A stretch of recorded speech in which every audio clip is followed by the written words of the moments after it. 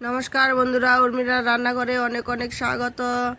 আজকে আপনাদের দেখাবো বাঁধাকপি কিভাবে রান্না করতে হয় তা দেখাবো। এটা হচ্ছে বাঁধাকপিটাকে আমি কুচি কুচি করে কেটে নিয়েছি সুন্দরভাবে।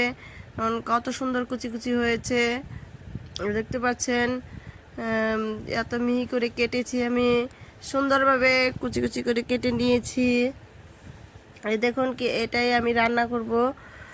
তো কি কি আমি জিনিস নিব তা আপনাদের দেখাচ্ছি। এই যে দেখুন, আলুটাকে আমি আমি ছোট ছোট করে কেটে নিয়েছি। এই যে গোল গোল করে ছোট ছোট কেটে নিয়েছি। আর দিব হচ্ছে অল্প হচ্ছে বেগুন বেগুন দিব।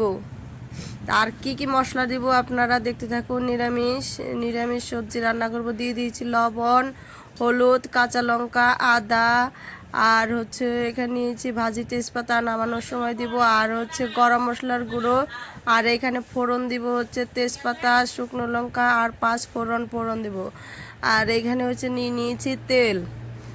অল্প অল্প তেলে আমি রান্না করব। আপনারা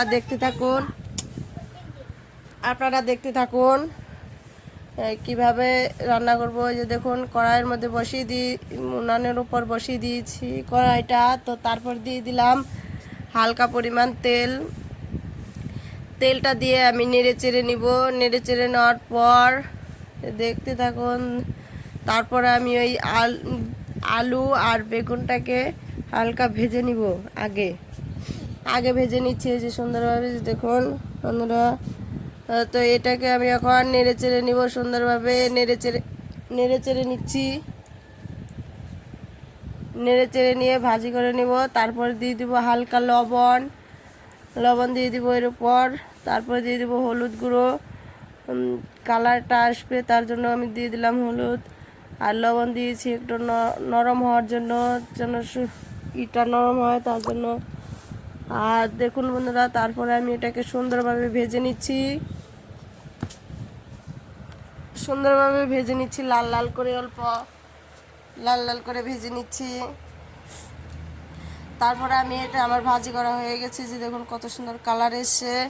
তারপরে আমি একটা থালার মধ্যে নামিয়ে নিয়েছি এটাকে। তারপর আমি আবার কড়াইয়ের মধ্যে অল্প তেল ছিল, হিট হয়ে গেছে। তারপর আর একটু তেল দিয়ে দিব। অল্প তেল দেওয়ার পর আমি এখন এর মধ্যে ফোড়ন দিব শুকনো লঙ্কা, তেজপাতা আর 5 ফোড়ন দিব। দিয়ে দিলাম। তারপরে এটাকে আমি নেড়ে চেড়ে নিব। নেড়ে চেড়ে নিচ্ছি। নেড়ে চেড়ে নেওয়ার পর আমি এই বাঁধাকপিগুলোকে এর উপর দিয়ে দেবো। যে বাঁধাকপিগুলোকে কুচি কুচি করে কেটেছি সুন্দরভাবে, বাঁধাকপিগুলোকে এর উপর দিয়ে দিলাম। তারপর সুন্দর করে নেড়ে চেড়ে নিচ্ছি সুন্দরভাবে।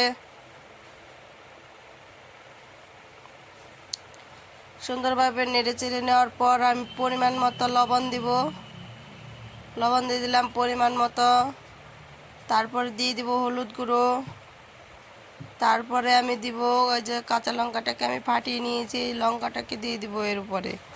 নেড়ে চেড়ে নিচ্ছি সুন্দরভাবে। সব কিছু আমি এখন এটা মিক্সচার করে নেব। ওই যে দেখুন মিক্সচার করে নিচ্ছি, হলুদগুলো, লবণ, কাঁচা লঙ্কাটা সব সহ। তারপরে আমি যখন নেড়ে চেড়ে নিচ্ছি, নেড়ে চেড়ে নেওয়ার পর আমি এখন দিব আদাটাকে বেটে নিয়েছি, আদা বাটা দিয়ে দিব এর উপরে। আদা বাটা দিয়ে এখন নেড়ে চেড়ে নিব আমি আদা বাটাটাকে দিয়ে সুন্দরভাবে। আজকে আমাদের নিরামিষ, তাই নিরামিষ সবজি রান্না করছি। এই দেখুন। তো তারপর আমি নেড়ে চেড়ে নিচ্ছি। নেড়ে চেড়ে নিয়ে আমি এর উপরে জল দিয়ে দেবো পরিমাণ মতো। জল দিয়ে এখনকার বাঁধাকপি গলতে চাইবে না, তার জন্য আমি জল দিয়ে এটাকে একটু সিদ্ধ করে নিব। তখন বন্ধুরা জল দিয়ে দিয়েছি। তারপর আমি এটাকে নেড়ে চেড়ে নিচ্ছি বাঁধাকপিটাকে। তারপর আমি এই যে আলু আর হচ্ছে বেগুনটাকে ভেজে নিয়েছিলাম, এই এখন ভাজি করা সবজিটা এই বাঁধাকপির উপরে দিয়ে দিলাম। সুন্দরভাবে দিয়ে দিয়ে দেওয়ার পর আমি এটাকে নেড়ে চেড়ে নিব, হালকা হালকা নেড়ে চেড়ে নিলাম। তারপর দেখুন আমার ঝোলটা প্রায় শুকিয়ে এসছে, আলুটাও সিদ্ধ হয়েছে, সিদ্ধ হয়ে গেছে। দেখুন ওনারা এখন কত সুন্দর ঝোলটা শুকিয়ে এসছে। আমি অত ঝোল ঝোলও রাখিনি। তারপর দিয়ে দিব আমি হচ্ছে মশলা দিব এখানে, ভাজা ভাজা তেজপাতা আর হচ্ছে জিরা, জিরাটাকে ভেজে নিয়েছিলাম, তারপরে আমি পাটার মধ্যে বেটে নিয়েছি। তা এখন আমি দিয়ে দিলাম, দিয়ে দেওয়ার পর আমি নেড়ে চেড়ে নিব। তারপর দিয়ে দেবো এটা হচ্ছে গরম মশলার গুঁড়ো। গরম মশলার গুঁড়োটাকে এর উপরে দিয়ে নেড়ে চেড়ে নিয়ে আমি সুন্দরভাবে নেড়ে চেড়ে নিব। বেশি মশলা দেওয়ার পর আমি এখন আর বেশি নাড়বো না, না তো সেন্টটা ভালো গন্ধ চলে যাবে। দেখুন নেড়ে নিচ্ছি, অল্প নেড়ে চেড়ে নেব। নেড়ে চেড়ে নেওয়ার পর আমি একটা বাটির মধ্যে নামিয়ে নিব। দেখুন সুন্দরভাবে একটা বাটির মধ্যে নামিয়ে নিয়েছি। কত সুন্দর কাঁচা লঙ্কাতেই কত সুন্দর কালার এসছে। তো আপনারাও এরকম বাড়িতে এই রেসিপিটা বানিয়ে খাবেন, ভালো লাগবে।